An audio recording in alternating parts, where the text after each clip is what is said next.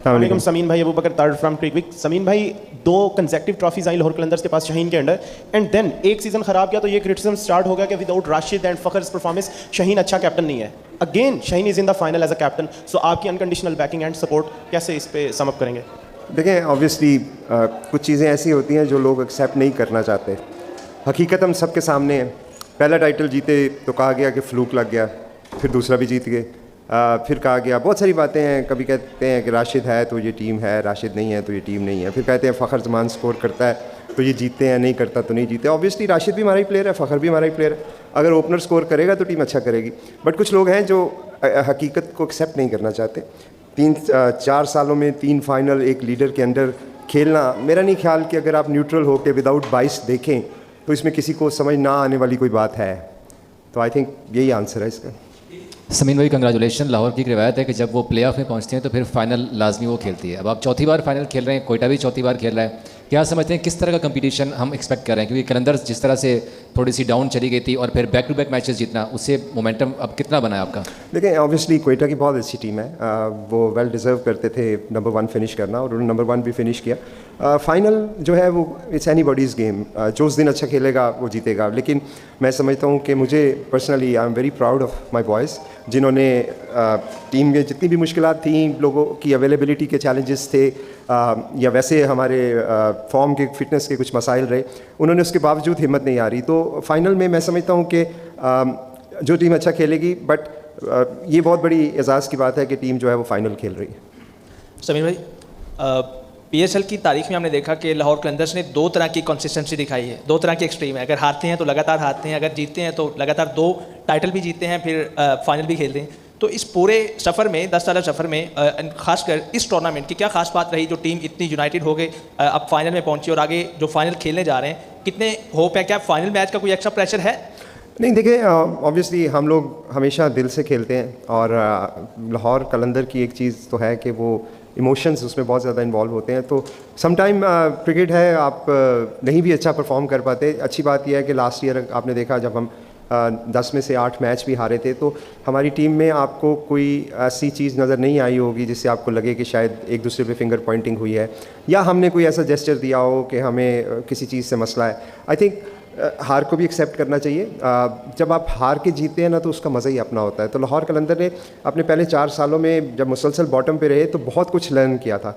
मैं समझता हूँ कि अगला जो फेज़ है हमारा, वो उसी लर्निंग के हिसाब से है। अब हमें हार जीत से ज़्यादा कुछ ऐसी चीज़ें हैं जिनकी बहुत खुशी होती है। जिस तरह मैं बात करूँ मोहम्मद नईम की, मैं बात करूँ अगर सलमान मिर्ज़ा की, मैं बात करूँ हारिस रऊफ़ की, मैं बात करूँ अब्दुल्ला शफीक की, मैं बात करूँ ज़मान खान की, मैं बात करूँ फ़खर ज़मान की, मैं बात करूँ शाहीन शाह अफरीदी की। ये सारे वो लोग हैं जो लाहौर कलंदर के प्लेटफॉर्म से आए हैं। मैं ये नहीं कहता कि हमने उनको क्रिकेट खेलनी सिखाई थी, लेकिन जब हमने उनको चांस दिया तो कंसिस्टेंट चांस दिया। देखिए, प्लेयर आपको बनाने पड़ते हैं। इधर उधर से पकड़ के प्लेयर एक सीज़न खिला के निकाल देना वो लाहौर कलंदर नहीं करती। तो शायद मैं समझता हूँ कि हमारी कंसिस्टेंसी है जिसकी वजह से हमें बेहतर रिजल्ट्स मिले हैं। But again we are not very क्या कहना चाहिए कि हमें उस पर कोई गुरूर नहीं है, हम उस पर हम्बल हैं। और इंशाल्लाह ताला जो लाहौर कलंदर की कोशिशें हैं क्रिकेट की प्रमोशन के लिए, पाकिस्तान के लिए, वो हमेशा जारी रहेंगी, चाहे हम टाइटल जीतें या ना जीतें। अस्सलाम वालेकुम समीन भाई, पहले तो बहुत मुबारकबाद, आप फाइनल में पहुंचेंगे। लास्ट सीज़न आपने मिर्ज़ा ताहिर भाई को 10 के 10 मैचेस खिलाए थे, इस सीज़न आप मोहम्मद नईम को मैचेस खिला रहे हैं। सलमान मिर्ज़ा को आपने लेट चांस दिया, उन्होंने परफॉर्म किया। तो ये कहाँ से माइंडसेट आपका हुआ होता है कि आपने हमेशा जो है ना यंगस्टर को प्रमोट करना, चाहे हारें या आप जीतें? देखिए, जब मैंने पहले भी कहा, जिस तरह 4 साल आप बॉटम पे आते हैं ना, तो इसके लिए बहुत ज़्यादा हौसला चाहिए। सच्ची बात बताऊँ, आपने देखा होगा कुछ टीमें जो है वो बॉटम पे हैं तो बड़ा मुश्किल होता है यार बर्दाश्त करना, स्पेशली एज एन ओनर जब आप हार जीत को अपने साथ एसोसिएट कर लेते हैं। देखिए, ओनर ना जीतता है ना हारता है, टीम जीतती है और हारती है, लड़के जीतते और हारते हैं, जो कैप्टन है वो जीतता और हारता है। ओनर्स तो टीम की ओनरशिप है उनकी। तो उस हवाले से हमें थोड़ी क्लैरिटी शुरू में आ गई थी पहले 4 सालों में कि हार जीत के साथ अपने इमोशंस को अटैच नहीं करना। ऑब्वियसली आप कोशिश करते हैं, देखते हैं गलतियाँ कहाँ पे हुई कहाँ नहीं हुई, लेकिन हमारी हमेशा से कोशिश अब ये रहती है कि हम अपने प्लेयर्स को बैक करें। और जितना लड़कों में कंसिस्टेंसी आप देंगे ना, उतना ही वो परफॉर्म करेंगे। कोई भी प्लेयर जो है वो 2-3 मैचों से नहीं बनता। मोहम्मद नईम की आपने बात की, तो मोहम्मद नईम जो है, जब ये हमारे साथ 2017 में आए थे देखिए एक बैट्समैन को बनने के लिए बहुत टाइम लगता है। हमें अक्सर क्रिटिसाइज़ भी किया जाता था कि प्लेयर डेवलपमेंट प्रोग्राम जो है वो सिर्फ बॉलर प्रोड्यूस करता है। ऑफ कोर्स बॉल बैटर आपको इसलिए नज़र नहीं आ रहे थे क्योंकि उस पर टाइम लगा। नईम की जर्नी जो है आप देखें 2017, 2018, 19, फिर PDP के वो कंसिस्टेंटली हमारे हाई परफॉर्मेंस सेंटर में रहे, उसके बाद नमीबिया गए, उसके बाद अभी गयाना में जब मैंने टीम वहाँ पे ली थी तो वहाँ पे भी उनको सिलेक्ट किया, अनफॉर्चुनेटली उनका वीज़ा नहीं आ सका। तो जब हम उनके ऊपर इतना इन्वेस्ट कर रहे थे तो कोई वजह नहीं है कि हम उनको चांस ना दें। ऑब्वियसली शुरू में जब 5 मैचों में वो परफॉर्मेंस नहीं आई तो काफ़ी बातें भी हुई, ये भी तनकीद हुई कि शायद हम नाम बनाने के लिए ये काम कर रहे हैं। हालांकि कॉमन सेंस की बात है कि आज नईम का अगर नाम बन गया तो अगले साल ये डायमंड या गोल्ड में कैटेगराइज हो जाएगा, तो मुझे तो उल्टा नुकसान होगा उस चीज़ का। मुझे तो ये मर्जिंग ही रहता, अगले 5 साल तो टीम को फ़ायदा था। तो बिगर पिक्चर को देखना चाहिए, नैरो माइंडेड नहीं होना चाहिए।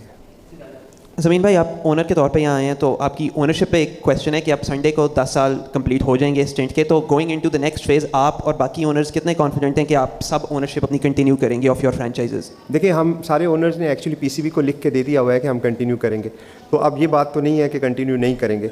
दिसंबर 2024, 31 दिसंबर 2024 डेडलाइन थी जहाँ पे हम सबको लिख के देना था PCB को कि हम सारे कंटिन्यू कर रहे हैं, और हम सब ने लिख के दिया, लाहौर कलंदर ने भी लिख के दिया। अब उसमें चैलेंजेस नेक्स्ट ये आएंगे कि उसकी फ़ीस मॉडल क्या होगा, उसकी रेवेन्यू शेयरिंग मॉडल क्या होगा, होम एंड अवे गेम्स क्या होंगी, किस तरह से हम लेके चलेंगे। तो वो ऑब्वियसली जब PSL ख़त्म होगा तो हम लोग उस पर बैठेंगे। मुझे बहुत उम्मीद है कि पाकिस्तान क्रिकेट बोर्ड जो है वो बेहतरीन फ़ैसला करेगा जिससे क्रिकेट की सस्टेनेबिलिटी PSL की बढ़ सके।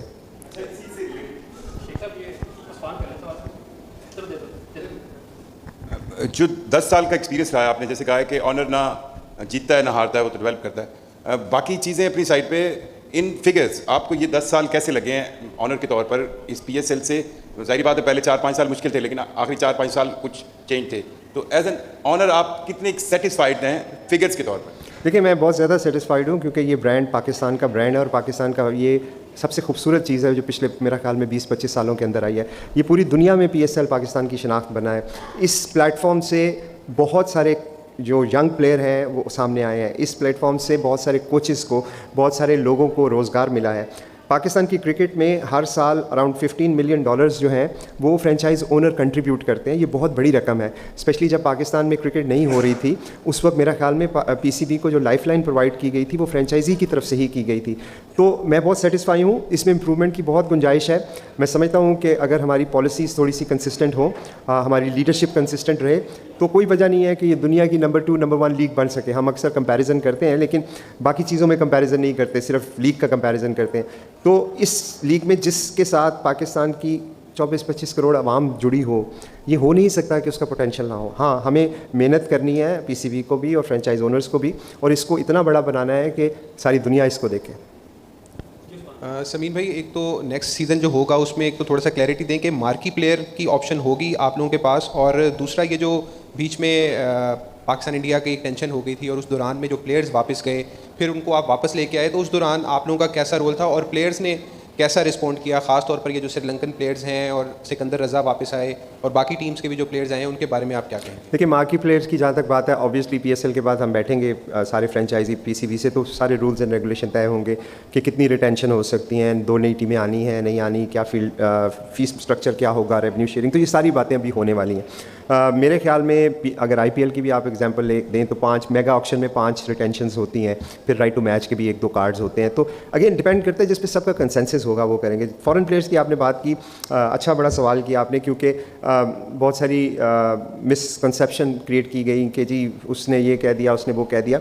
देखिए एक बड़ी सिंपल सी बात है, जो हालात बने थे वो किसी के इख्तियार में नहीं थे, और जब फॉरेन प्लेयर्स की फैमिलीज़ जो हैं वो दूसरे मुल्कों में हैं, न्यूजीलैंड में, श्रीलंका में या कहीं और पे, तो उनका परेशान होना एक जेन्युइन सी बात है। हमारे जो लोकल लड़के थे जो इस्लामाबाद में थे और लाहौर में उनकी फैमिलीज़ रहती थी, वो भी बहुत परेशान थी, और ये हमें समझने की ज़रूरत है। तो मेरा पर्सनली उनके साथ काफ़ी इंटरेक्शन रहा।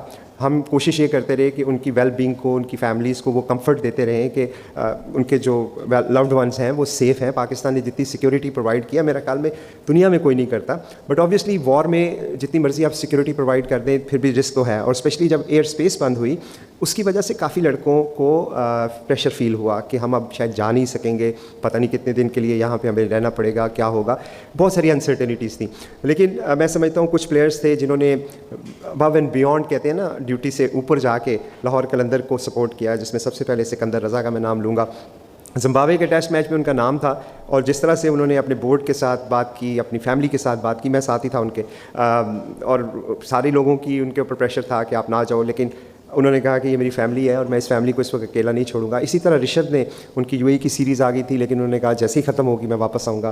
कुशल का मैं बहुत शुक्रिया अदा करता हूँ। और ये वो लोग हैं जिन्होंने यकीन माने कोई एक्स्ट्रा डिमांड नहीं रखी कि भी मैं आऊँगा तो मुझे इस तरह की चीज़ें चाहिए, या मुझे, मेरे लिए बहुत ही एजाज़ की बात है और मैं हमेशा इनका शुक्रगुजार रहूँगा।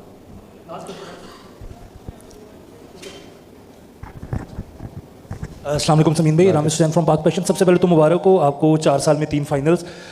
छोटे छोटे क्वेश्चंस हैं। एक तो लाहौर के फैंस के लिए क्या आपका मैसेज है? बड़ा गेम है क्योंकि क्वेटा का भी तीसरा फाइनल है, अब लाहौर भी खेल रहा है, और दोनों की एक तरह से अगर हम देखें 10 सालों में राइवलरी भी रही है, कई क्लोज मैचेस भी थे, कई अच्छे गेम्स भी रहे।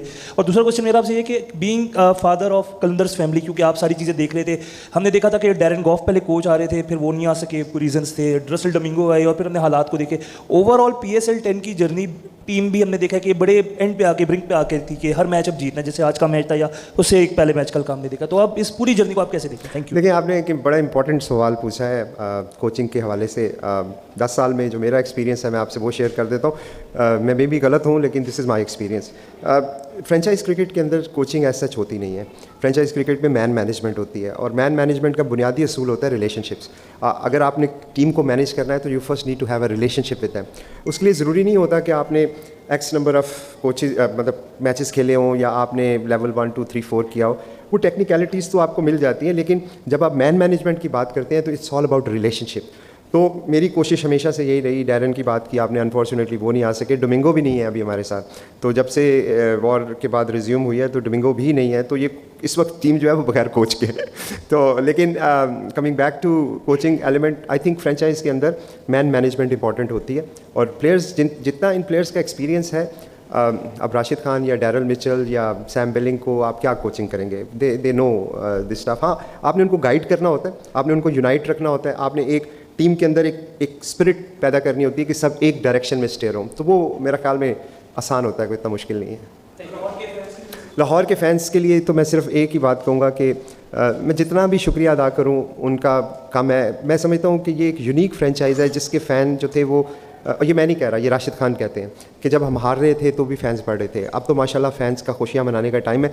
फाइनल की आपने बात की, देखें क्वेटा ने अभी तक इस टूर्नामेंट में हमें हराया नहीं है, तो हमारा कॉन्फिडेंस तो है, बट ऑब्वियसली गिवन डे पे किस तरह की परफॉर्मेंस होती है, मैं समझता हूँ कि जो लाहौर कलंदर की टीम है इस वक्त काफ़ी ज़्यादा कॉन्फिडेंस में है, एक विनिंग स्ट्रीक है हमारी, और मैं नहीं समझता कि कोई ऐसी वजह होगी कि हमारा अच्छा परफॉर्मेंस ना आए।